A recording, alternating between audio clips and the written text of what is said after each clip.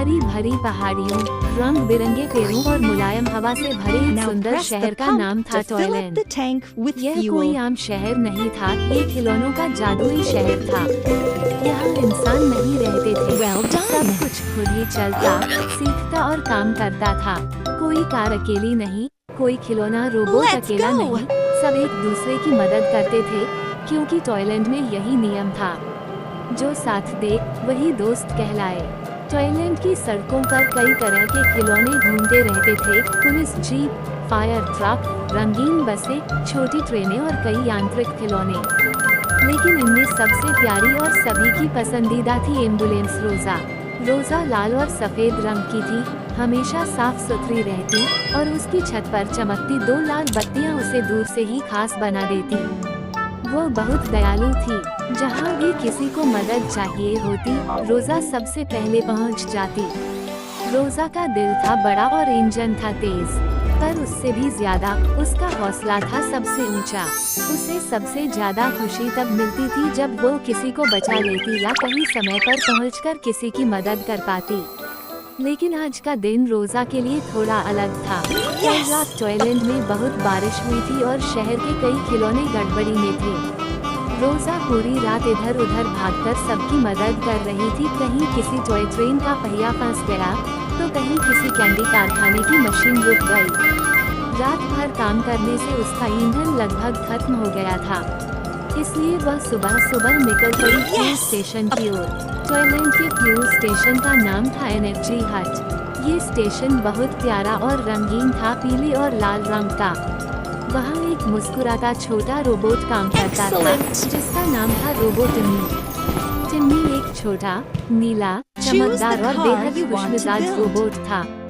उसकी स्क्रीन पर हमेशा मुस्कुराता चेहरा चमकता रहता था।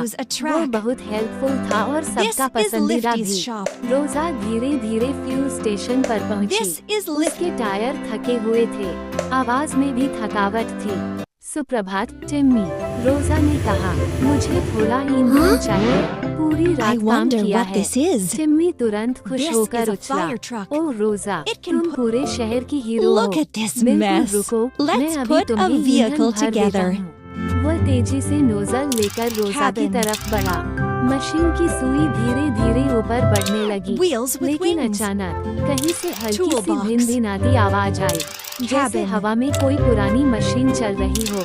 रोजा चौकन्नी हो गई। टिम्मी ने पीछे मुड़कर देखा। पेड़ों के पीछे से हल्का धुआं उठा और साथ ही कभी न देखी गई चमकदार नीली रोशनी दिखाई दी। टॉयलैंड में ऐसा कोई खिलौना नहीं था जिसकी रोशनी नीली हो।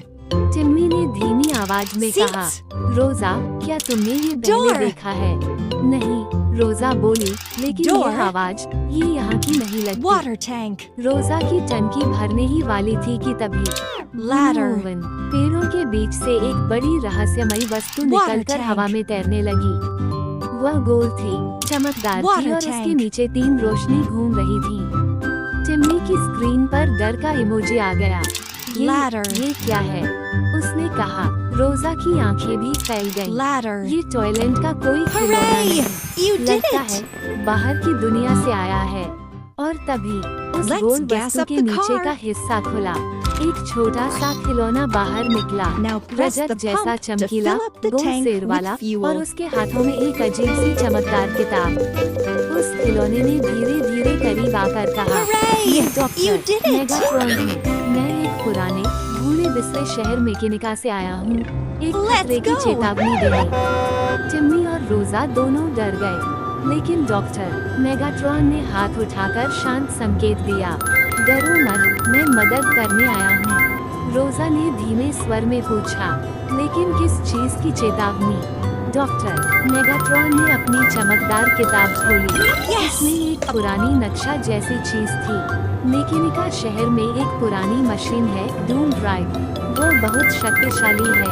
अगर वह जाग गई, तो वो टॉयलैंड समेत पूरे खिलौना जगत को नुकसान पहुंचा सकती है। टिम्मी की स्क्रीन पर आ गया, लेकिन उसे रोकेगा कौन?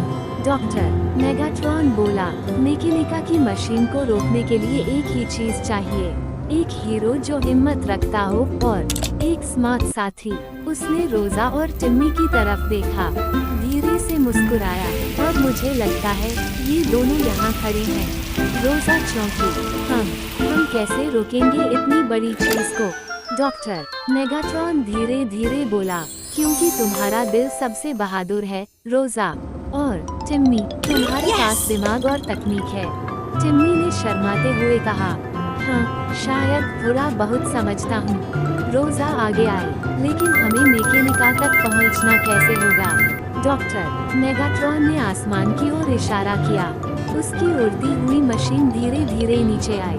मेरी उड़न मशीन तुम्हें वहाँ तक ले जा सकती है, लेकिन सफर आसान नहीं होगा। टिम्मी रोजा के पास खड़ा हो गया। अगर खतरा इतना बड़ा है तो मुझे लगता है हमें जाना चाहिए। रोजा ने एक गहरी सांस ली। उसकी लाइट चमकी। हाँ, टॉयलैंड हमारा घर है, हम इसे किसी खतरे में नहीं छोड़ सकते। चलेंगे। मेगाट्रॉन मुस्कुराया। शानदार, लेकिन जाने से पहले तुम्हें एक खास चीज सीखनी होगी। उसने अपने उपकरण खोले और रोजा के इंजन पर एक छोटा चमकदार स्टिकर लगाया। ये है हीरो कोड। इसके बिना कोई भी मैकेनिका में जीवित नहीं रह सकता। टिम्मी को भी एक छोटा चमकदार चिप दिया गया।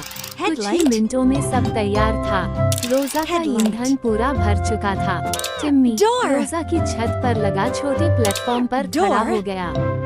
डॉक्टर मेगाट्रॉन अपनी उड़न मशीन में वापस चला गया, और फिर फटा। उड़न यान आकाश में ऊपर उठा। रोजा पहली बार जमीन से इतनी ऊंचाई पर थी। पेड़ छोटे होते गए, सड़क गायब हो गई, और दूर दूर तक सिर्फ बादल थे। टिम्मी ने नीचे देखा और बोला, रोजा हम सच में जा रहे हैं एक नए संसार की ओर। रोजा बोली, हाँ टिम्मी, और जो भी हो हम साथ रहेंगे। नीचे टॉयलैंड छोटा होता जा रहा था, पर उनके सामने एक नया अनजान रहस्यमय सफर खुल रहा था। मैकेनिका का सफर, जहाँ हर मोड़ पर खतरा था और हर मोड़ पर रोमांच। उड़न यान बादलों के बीच से तेजी से आगे बढ़ रहा था। रोजा नीचे धीरे धीरे सिकुड़ते टॉयलैंड को देख रही थी। उसका दिल थोड़ा भारी था। पहली बार वह अपने घर से इतनी दूर जा रही थी, लेकिन टिम्मी उसके साथ था, और उसकी स्क्रीन पर हमेशा की तरह मुस्कुराता चेहरा चमक रहा था। डॉक्टर मेगाट्रॉन उड़न यान के सामने वाले पैनल में खड़ा था, अपनी चमकदार किताब में कुछ देखता हुआ। कुछ देर बाद उसने कहा, हम अब एक खतरनाक इलाके में प्रवेश करने वाले हैं। यह बादलों और चुंबकीय तूफानों का रास्ता है। मैकेनिका पहुंचने का यही एकमात्र मार्ग है। टिम्मी चौंक गया। तूफान भी होगा, और मैग्नेट भी। रोजा चिंतित होकर बोली, क्या इससे उड़न यान को खतरा होगा? डॉक्टर मेगाट्रॉन शांत था। अगर तुम दोनों तैयार रहो और एक दूसरे पर भरोसा करो, तो हम सुरक्षित पार कर लेंगे। और ठीक उसी समय भड़ाम, पहला बिजली का झटका बादलों में चमका। उड़न यान हल्का सा हिला। टिम्मी ने रोजा का सिर सहलाया। डरो मत, हम साथ हैं। उड़न यान तूफानी बादलों में घुस गया। चारों ओर नीली गुलाबी बिजली चमकने लगी। हवा में चुंबकीय लहरें तैर रही थीं, जो हर धातु को खींचने की कोशिश करती। रोजा ने महसूस किया कि उसका बदन हल्का खींचने लगा है। टिम्मी, ये तो